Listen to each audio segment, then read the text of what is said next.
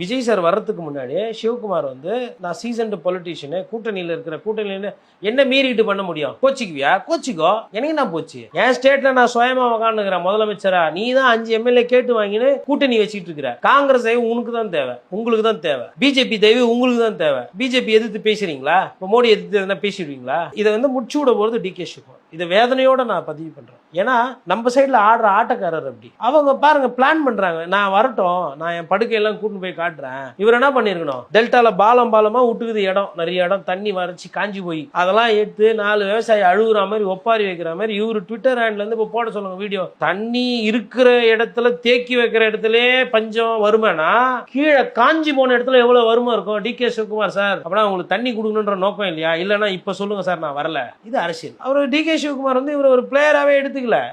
Decay சிவகுமாரோட தயவு விஜய் சாருக்கு தேவையா, இல்ல விஜய் சாரோட தயவு டிகே சிவகுமாருக்கு தேவையா? காங்கிரஸ் தயவு தான் விஜய் சாருக்கு தேவை. 5 எம்எல்ஏ போயிடுச்சுன்னா போயிடும். அந்த ஆட்சியை தக்க வைக்கிறதுக்காக கேவலம் என்னென்ன தப்பு பண்ண முடியுமோ எல்லா தப்பும் பண்றாங்க தமிழக வெற்றி கழகம்.